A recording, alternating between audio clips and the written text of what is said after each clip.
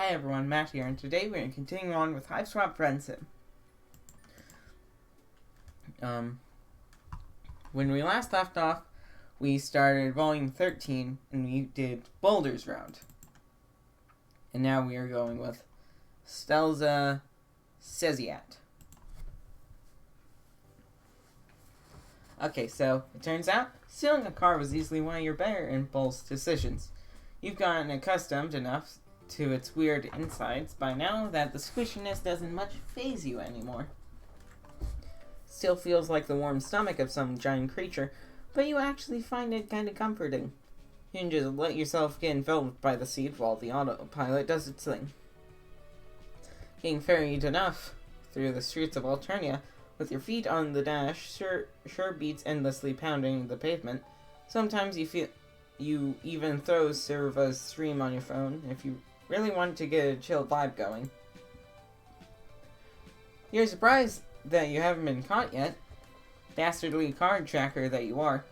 But maybe you're just a better thief than you've always thought. Possible career change to look into if you ever get back to Earth. The downside is that it's a little difficult for you to further your goal of gatherings even more friend. The downside is that it's a little difficult for you to further your goal of gathering even more friendship from the inside of a vehicle. So you'd park the skull buggy and expose yourself to the menaces of the outside world once more. You're in what looks like some sort of residential neighborhood. It isn't as nice as the blue blood neighborhoods you've seen, but it's still nice enough to have most of the apartment complexes to have posing locked front gates and security drones. But of course, you can't take a leisurely stroll on Eternia without something terrible happening. You aren't out here for very long before it starts raining. Shit, damn, and fuck. You ditched the umbrella Tyrona had given you since it was as heavy as a goddamn club, and now you're super regretting it. Running for shelter is all you can do. So you make a mad dash for one of the building awnings, huddling uncomfortably beneath it. The rain doesn't let up. You'll have to move soon. The security drones are beginning to look like they're planning on taking a few shots at you for loitering. You need to make a decision, and fast. Let's run back to the scuttle buggy. It's parked a ways away down the street, but if you run fast enough, you might be able to make it. You abandon the security of the metal awning and launching yourself back into the minor apocalypse that is regular Eternian weather. You should have been able to guess how this was going to go. The raindrops are too dense for you to successfully dodge them at all, and your delicate human body isn't built to withstand nuclear-ass rain. You probably would have had better luck with the security drones. Well, that didn't work. Okay, let's try and get into one of the buildings. There's no way you're getting into any of these without a passcode. But wait, you think you see someone coming your way. Perhaps they'll be your 9 shining armor? So what you're telling me is that my appointment is cancelled. You're still some distance away, but she's looking right at you. You point at yourself questioningly, thinking she might be talking to you. But then you realize she's wearing a Bluetooth headset. Jeremy used to be so on the ball. Remember the time he gave me a full prong beautifying procedure right after that high blood ripped his arm off? But now he can't bounce back from one little thrasher and the abominable sausages. What happened? That boy's losing his touch. Looks like she's coming back from a jog, if the running shorts or anything go by. If she's at all bothered by the acid glancing off her skin, setting dozens of little firecracker sparks in their wake, she isn't showing it. She seems much more preoccupied by the harried conversation she's having on the phone. Most importantly, she's power walking to the entrance of this building, which must mean she lives here. This is your chance. You shuffle along under the awning, pressing yourself close to the side of the building, bug-like. You sort of wish he'd encountered you earlier, when you were dodging rain like a red action hero. Now you just look sort of cowardly and pathetic. Especially compared to her, she's striding along like absolutely nothing is going to get in the way of whatever business she's got going on, let alone a few poultry explosions. Actually, she's so focused on her call that she doesn't notice you until you're standing right next to her. Such an inconvenience, you can fully expect that I will be taking my business elsewhere from now on. Oh my, what do we have here? She transitions from hanging up the call to talking to you so quickly that it makes your head spin. Take this down. Strange little hornless creature parked in front of my home, very puny and scared looking. Can only be the alien everyone is. And talking about such an opportunity can't go to waste now, can it? You're confused again, looking around to see who she might be talking to. But there's nobody else here. Maybe she's dictating notes to her phone? Look at you. We can't have you wandering around outside. Look like this, darling, can we? Aren't you ravishing? Do give me the name of your stylist. So good to meet you. Here's my card. The name Stelza Sezzy Cat. Auditorizer in training for the Alternate Empire. Nice to meet you. Let's walk and talk. Didn't realize that borrowed hoodie was that impressive of a look, but okay. She produces a business card with one hand and inputs some numbers into a panel with the other. Shake the card. It's a struggle to process what she's saying, respond to her questions, and introduce yourself, all while experiencing the verbal equivalent of getting hit by a truck. How is it possible to talk so fast without taking a breath? You can barely get a word in edgewise.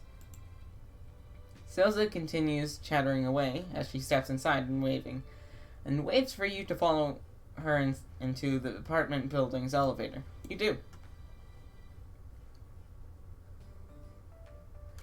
So tell me, do you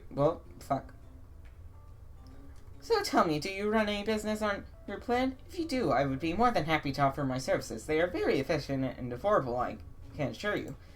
All your legal and financial documents will be checked over in no time. I'll make sure everything is running at tip-top shape. I'm so happy to have run into you. Ever since Sissy told me she met you, I've been asking her to introduce me. It's so very important for a professional to continue growing her network, especially intergalactically, don't you agree? She's still busying herself with her phone while talking to you, texting on its tiny keyboard.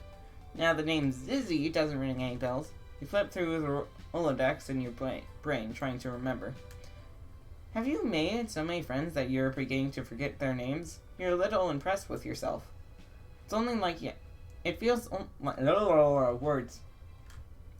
like only yesterday that you were crawling around in the basement of a murderess, getting stabbed in the shin with a screwdriver. Just single friend to your name. Good times.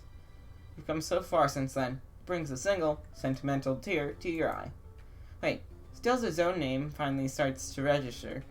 You've heard it before. This is Tizia's mate sprint, so she must be talking about Tizias. Murderous stabbing, very fascinating stuff, I'm sure. Yes, I'm referring to my darling Tizias, of course.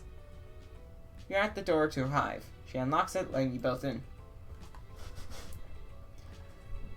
Come in. Welcome to Ches. Says, yeah, make yourself at home. Can I get you anything? Water, grub cake, a great sheep? I'd love to continue our chat while I'm a little less sweaty. Also, acid wreaks absolute havoc on the skin. You know how it is.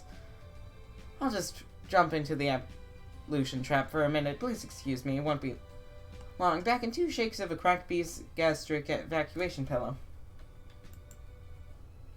Actually, you wouldn't know how it is, considering that a bucket load of acid falling on you would leave you either very injured or very dead, and she's already gone. You're a little relieved. It's not that Silza isn't friendly. She's pretty friendly. She's just approaches friendship in a way that makes you feel a little like a line on her to-do list that she's in a hurry to check off. Well, she seems like she wants you as some sort of work contract, not a friend. But that's okay. You've worn many hats in the pursuit of friendship. Clown cultist, impromptu shush papper, murder accomplice, business associate is one of the tamer ones on the list. Now that you no longer have to keep up with her mile-a-minute conversation, you can take a proper look around her hive. You're not sure what's more perturbing, the sheer amount of pink that's accosting your eyeballs, or the fact that everything is so painstakingly organized that it makes you feel a little uncomfortable. It's like you merely standing here is disrupting the careful order of the room. Her shelves are crammed full of books, all neatly arranged according to topic, with each shelf displaying which each topic displayed on a little label on each shelf. She also has a lot of posters featuring motivational slogans underneath striking nature photography. The only normal-looking spot in the hive is a coffee table with a mishmash of personal belongings piled on top of it. Books, papers, jacket. Think that might be a mug?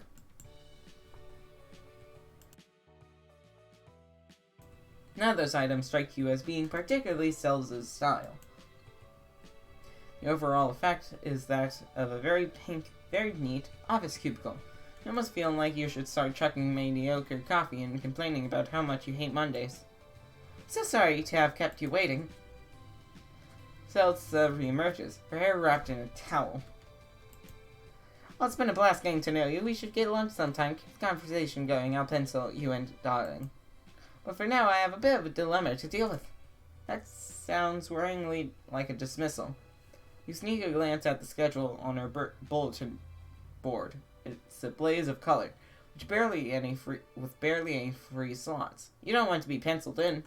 You have no idea when she might be available next. And you need her sweet, sweet friendship now. Maybe whatever problem she has is something you can help with? Unless you're a ludicrously talented beautician, I think not. My usual place bumped me off their list and right before a very important meeting too. A girl has to look her best for these things to really knock their socks off. If I want to make arrangements at another salon, I shall have to move fast, no time to waste.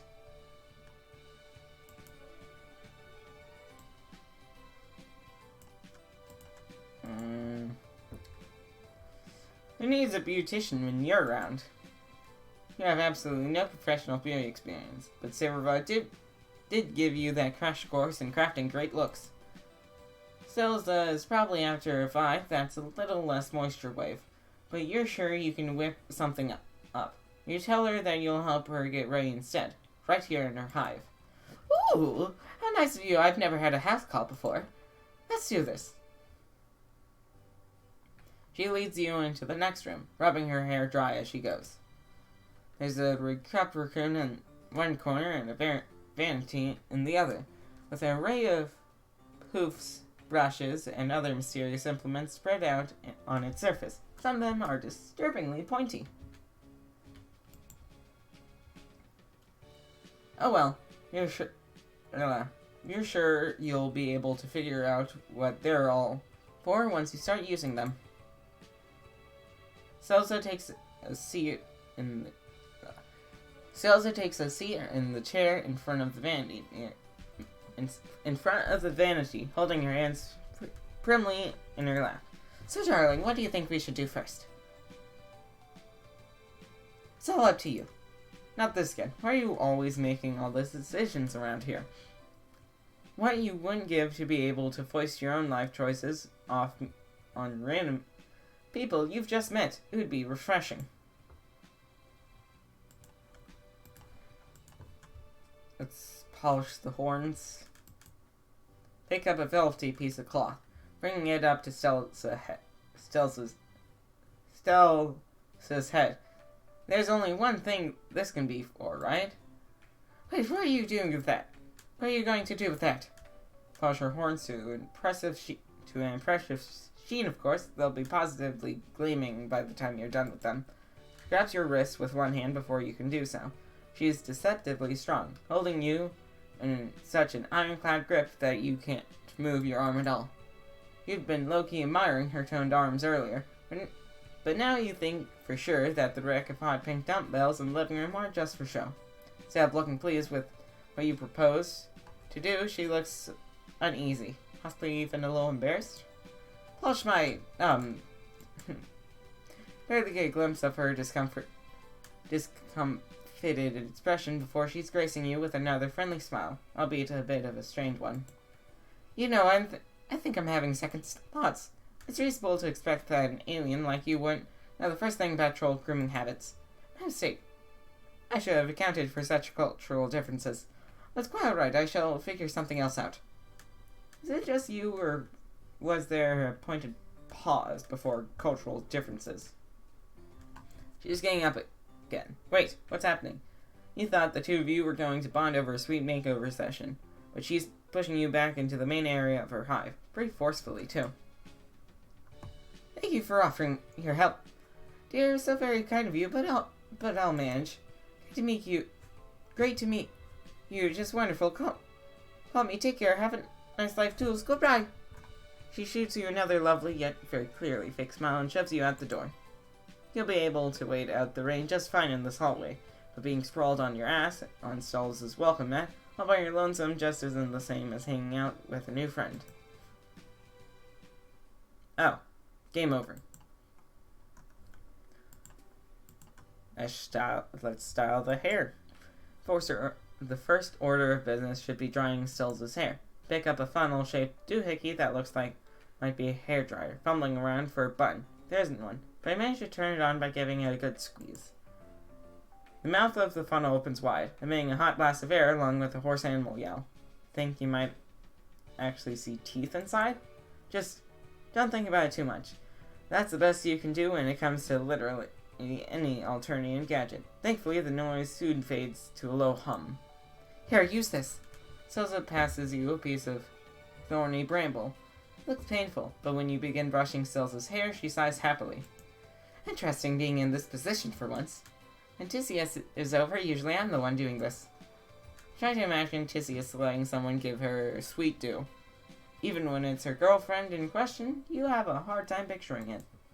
Stilza laughs. She has a surprisingly pretty musical laugh. No, my dearest Izzy isn't one for involved beauty rituals. She usually doesn't let me do more than just brush it, but it's so relaxing. Playing the brush through Stilza's hair is pretty relaxing. You allow yourself to zen out for a moment before shaking yourself out of it, casting around for something else, for something to talk about. That's what good hairdressers do, right? Strike up casual conversation? Your eyes fall on an open book sitting on the table. It's the only object that doesn't have anything to do with hair, care, or beauty, so it stands out like a sore thumb. Just like the items on the coffee table. It's turned too haphazardly to look like it belongs to Selza. Think you see some of the tabs Tisius was using on the notes for a group project. If you look even closer, you think you catch the words revolt and history in the page header. Right, Tisius' mate Sprit Stelza probably has some big plans for dismantling the system from inside too, after she becomes an auditor. You remark that you think it's really cool what she and Tisius are doing. Might be scary to stick it to the man like that, but someone has to do it. Okay, that's not exactly like conversation, but talking to Tisius about this had been so enlightening. If sad, you'd really bonded over it. Maybe you'll be able to bond with Selsa the same way. Selsa only looks confused. Then her eyes flick down to the book, just for a second, before she reaches out, smartly snaps it shut, and squirrels it away in one of the drawers. The sound of the drawer slamming makes you jump, and you narrowly avoid pulling Selsa's hair. I'm quite sure I don't know what you're talking about. I'm not sticking anything anywhere. Definitely not to any man. Neither is Tisius. She's sitting straight and tense in the chair, her voice soaring to high, bordering on hysterical pitch. Oh no, she probably doesn't know you're on their side. Tisius might not have told her about your conversation. It's okay. You're not going to tell anyone. You're sworn to secrecy, but Stilza averts her eyes, a stubborn set to her chin. Again, I have no idea what you're talking about. Not a single clue. Tisius and myself are both law-applying subjects of the Empire. We don't dabble in such foolish things as sympathizing with rebels. What What would that possibly accomplish?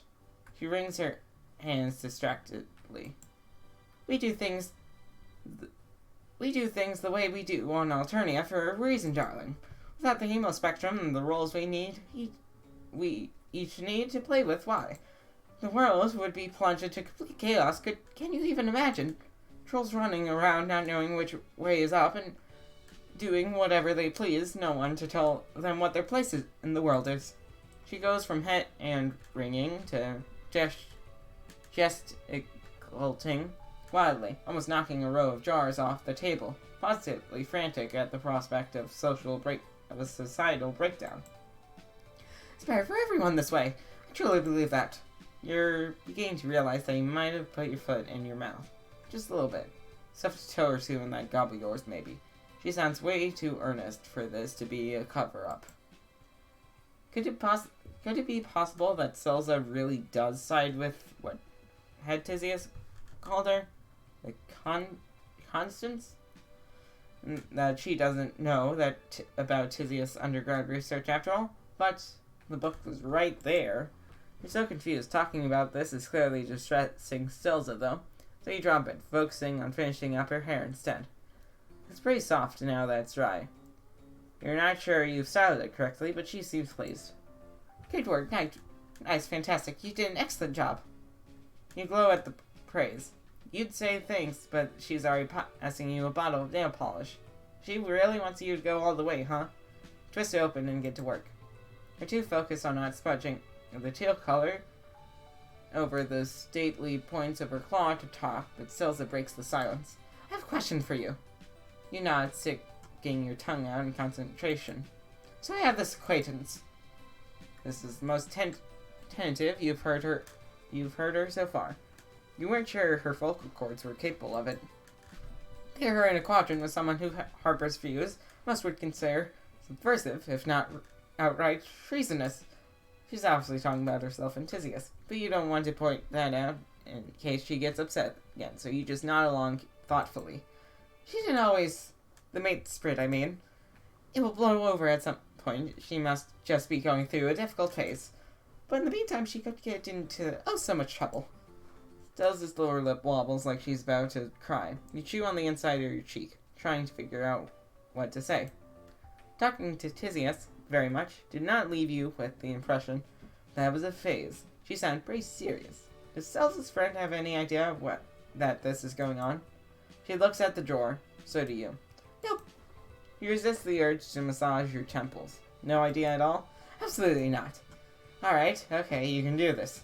Good first step might be for her friend to face up to the issue. You know, there's a chance they have the tiniest inkling about what might be happening. So the two of them can talk about it. Talk about it? Yeah, you're no expert, but open discussion probably helps with the relationship problems. Quite a bit. Plus, you ruminate yourself. You ruminate to yourself. The more you think about it, the less it seems that Tizius leaving her controversial book out like that was an accident. It was right in front of Selza's chair, after all. Maybe Tizius wanted Selza to see it. You'd slick the last bit of color onto Selza's pinky claw a while ago, but you're both too wrapped up in the conversation to suggest that you move on to something else. She lets the polish dry while the two of you continue to talk. But my friend does not agree with her mate's sentiments. Discussing it would just cause unnecessary friction, wouldn't it? Maybe, but even so, addressing the issue is probably better than pretending it isn't there. Besides, quadrant mates can coexist regardless of differing beliefs, right? Yeah, you don't sound convincing even to yourself, but the platitudes seem to comfort Selza somewhat. Maybe you're right. Carefully, mindful of her just right nails, she wipes away a few tears. Much to your horror. Was that the wrong thing to say? But then you notice that she's smiling. I've not spoken about that to anyone before now. Telling you about it was truly a load off my bellow sac cavity. I'm certain my friend will be grateful as well. I shall relay your advice accordingly as soon as I can. Smile back at her weakly. You have been able to relate to very much when it comes to alternating life, but boy can you relate to relationship drama. The trolls sure seem to have plenty of it. Hope everything turns out alright for a friend. Since her voice is all sniffly, and her eyelashes are still wet, you retrieve a frilly box of hand tissues and hold it out to her, hoping that will help. She pulls out a few and blows her nose on them with a sound honking noise. I should finish getting ready. She seems reluctant to get up, though. You'd probably be the same, knowing you had to head into a serious business meeting after spilling your heart like that. Experiencing emotions is tiring. Eventually, though, Stelza musters up enough energy to get to her feet. Much to your surprise, instead of immediately rushing off to complete her next pre-meeting task, she pulls you into a tight hug. Thank you. You're a real friend. There it is. Not colleague, not potential client, but that wonderful friendship word. Friends forever. Yay. Why not use extra time to do more prep for the meeting? That is an excellent idea. I visited this potential client's establishment a while ago, but it was a quick one. I could do well to cast my gander bulbs around the place properly. It's pretty much in the bag, but this meeting is clinchier and there's no way I can flub it. Having Romelli Navacu as a client would be too good of a cluckbee's plume in my plan. Did for me to chuck the opportunity into the load caper. Romelli, you totally know her. How about that? Yes, I would hope you did, darling. She's only been splashed all over the papers lately with that stunt of hers. Buying out her competitor like that. And I've never heard the likes of it before. She's flitting around her hive as she speaks, nipping into what you assume is her bedroom to blow her hair dry before shuffling some papers into a handbag. You tail her as best as you can, feeling a bit like a pet cat underfoot who's threatening to trip her at every turn. Maintaining a career as a successful yet relatively avant-garde artist is very different to assuming ownership of and managing a museum, and yet she hasn't made it work. Well, sounds like Romelli has been busy since the last time you saw her. You clarify that Romelli is a friend of yours, actually. Stelza stops in her tracks. Really? Why didn't you say so in the first place? You'd come with me.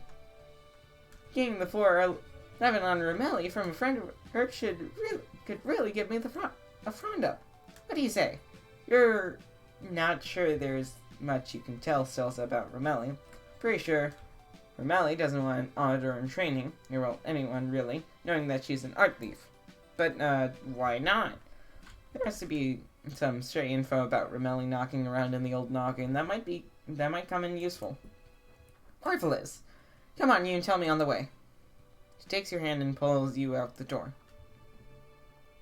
Her offer Stelza a ride in your totally not stolen skull buggy. It's still raining, but she shields you both with an umbrella that's almost as big as you are, as you walk to where it's parked. You get in, put some tunes on for the road, and head off. Once you're on your way, you admit to Stelza that most of your and Romelli conversations just involve her bouncing ideas off of you for a webcomic, but you're still happy to answer any questions she might have about Romelli's overall deal. You're expecting her to be disappointed, but her eyes practically light up. What a privilege! To be completely truthful, I am quite the fan. I have been following her webcomic for a while. She admits this kind of sheepishly. Does she think that liking comics is embarrassing? Of course not. Okay, maybe a little. Seems irresponsible to spend time on something as flippant as a comic on the internet when I have so much other business to attend to. Lots of irons in the fire over here. Achievements don't achieve themselves, you know. Maybe, but hobbies and downtime are important too. You never feel more rested than after you've let yourself do absolutely nothing but enjoy a good comic. What? She looks at you blankly. You know, rest? I always make sure to get enough repercussion every day. No concerns there, to be sure. What you're talking about is a bit different from getting enough sleep, but you try a different tack. Why is she taking this job with Romelli anyway? Is she busy enough with her training? Well, sure, I have the internship with the Alternian government as well, but there can never be enough experience under one's belt. You're beginning to see what the problem is. You get the feeling that Stelza might be a bit of a workaholic, just vaguely. Has she ever considered you're so involved in trying to convince Stelza of the merits of getting her chill on that you don't realize there's anything wrong, not until Stelza lets out a screech that almost bursts your eardrums. Fiddlesticks, we can't go this way, there's road work happening here. He must be operating with an outdated map.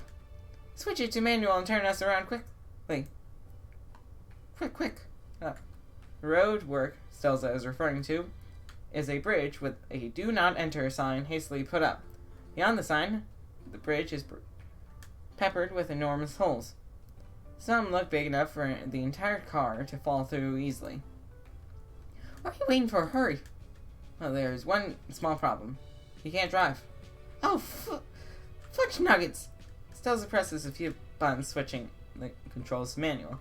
You grab the wheel, turning it wildly. Your only goal to make sure that you don't drive onto the death bridge. Probably should have paid attention to the steep slope curving away from the road.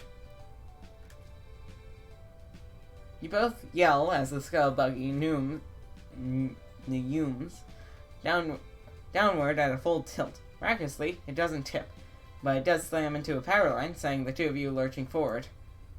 If it wasn't for the unnerving lung-like airbags that inflated in front of you, you would have shot out the front window. Anxiously, you ask if Stelza is okay. Stelza doesn't seem too concerned about whether she's injured or not. She's making a futile attempt to push the airbags out of the way so she can get out of the car. There's no way we will make it. There's no way we will make my meeting on time now. I look an absolute mess. She's right. Her hair, which was gentle, soft tufts before, is sticking up in all directions. Her glasses have smashed in the collision. Why did I think this was a good idea? Should have just walked. Thanks for nothing. Gar might have survived the crash, but if Stelza's cranky expression is anything to go by, your budding friendship with her wasn't as lucky. Fashion Fox Pass. Well, that will be all for HiveSwap FriendSim. If you liked the video, like it. And if you want to see more of my content, subscribe. And yeah, have a good day and do what you do best.